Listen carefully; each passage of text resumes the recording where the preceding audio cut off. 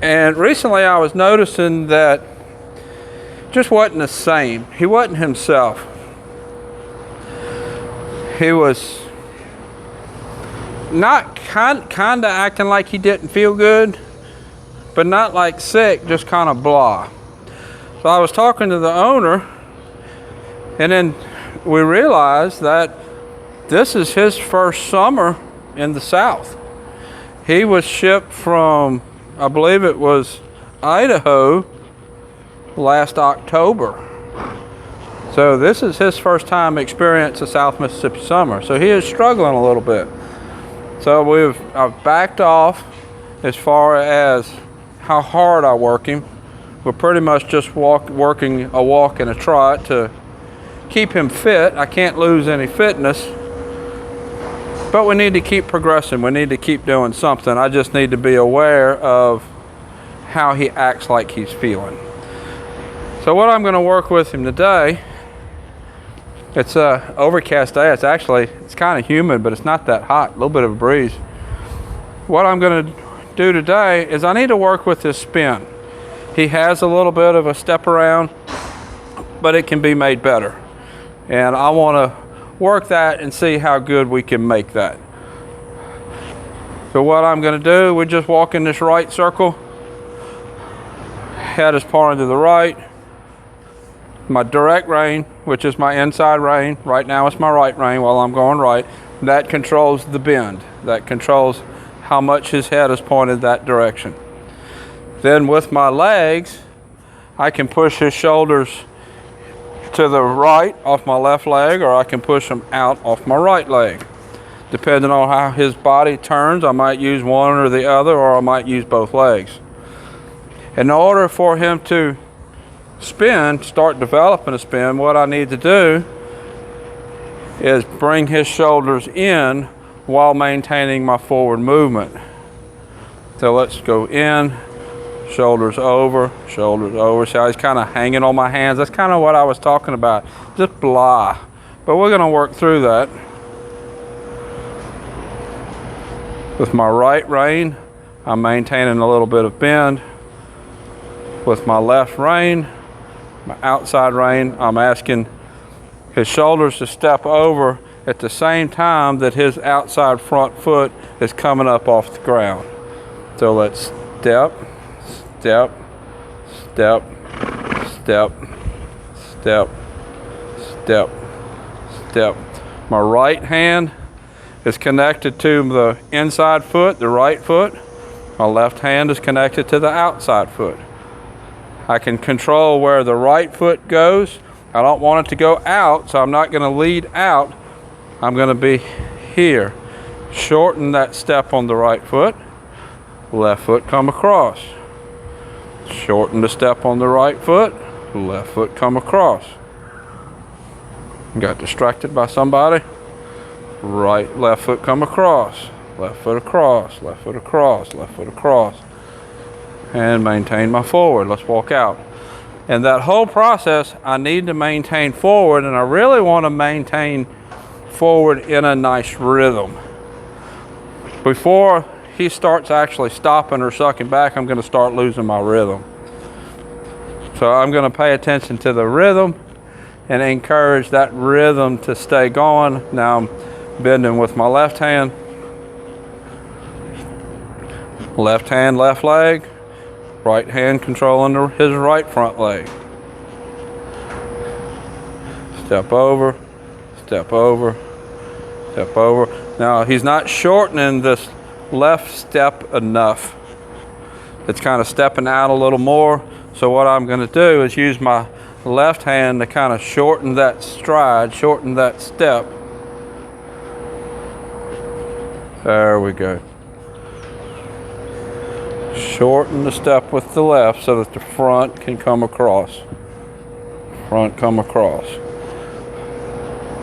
See, it kind of pulling on my hands. This needs to be done soft, and let's walk out. I want all that to be done just as soft as I can possibly make it.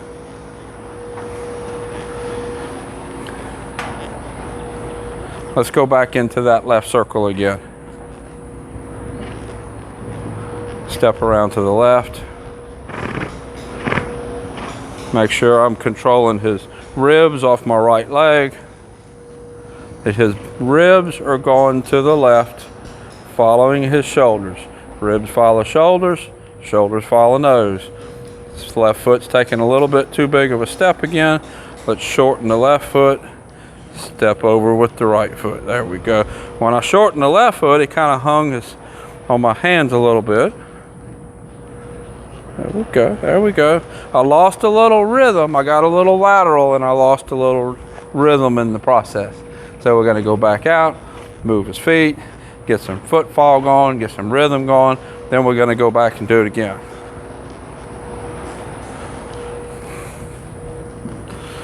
Shorten step with the left again. Ask the right to step across. Across, he's hanging on. As soon as I asked him to shorten his stride and step across, he started pushing on my hands. That needs to get softer. And if you don't remember this, there we go. This is a Mustang. It's a BLM Mustang. It's not a quarter horse that's bred for reining. I mean, he is bred in the wild. He's a Mustang. So he doesn't have that soft responsiveness in his face that a horse that was bred for reining would naturally have. So we have to work a little extra for it.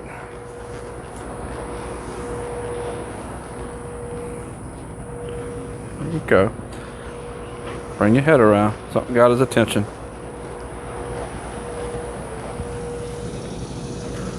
Oh, he sees the percher rods over there. They were moving around. Bring your shoulders over. Shoulders over. Shoulders over. Maintain rhythm. Go. So he needs to soften this outside a little more. So what I'm going to do is go into a little bit of a counter bend. Soften. Soften. See there? There's my resistance right there. Soften. Soften. Soften. Bring your shoulders over. Bring your shoulders over. Bring your shoulders over. There we go. Let's do this again. Shoulders. Shoulders. There. That was softer.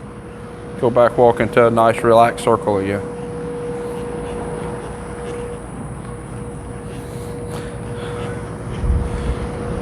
Shoulders over. You have to be careful when you're working this circle like this, because you want the circle right here that we're in, you want this to be a relaxing position that you want the horse to be in. You don't want him wanting to leave. So you can't just start pounding on him in this circle. Otherwise, he's not going to want to stay in the circle.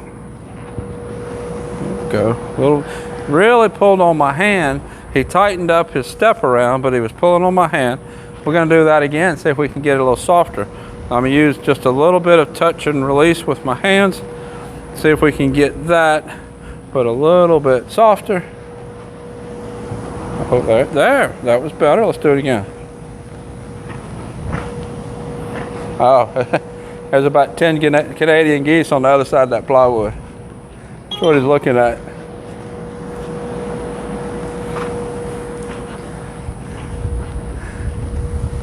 They'll be working their way through here in just a minute. That's what he's watching. So, like I said, I see 5. And I don't know what else is behind the plywood. Do this left one more time. Then we're going to come there. That was nice and soft. Good job. Now let's change directions and go to the right.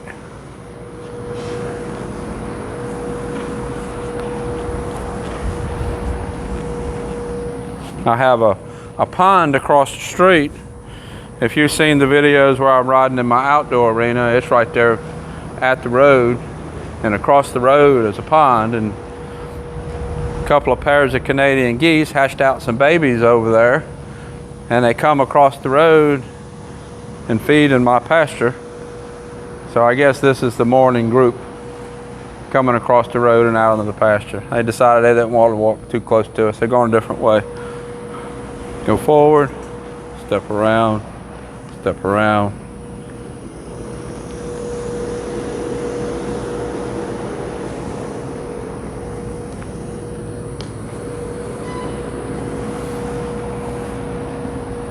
There we go. Good boy. Good boy. Footfall is pretty decent. I just need to keep practicing that so that I can get the face a little softer. That's going to be done with little touches with my fingers. You're not even really going to be able to see it. It'd just be little squeezes with my fingers, asking me to get off of my hands. There's the geese coming through. They went a little further away. Step across, get off my hands. Step across, step across. I think he's wanting to go to the geese. He really likes to work cows. He probably figures he can make them move.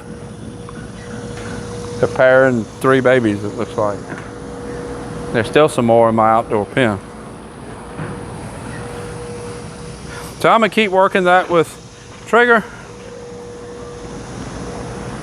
You'll be seeing more videos of him, and I'll put a link up here to the other videos I've done of him. Until next time, thank you for watching.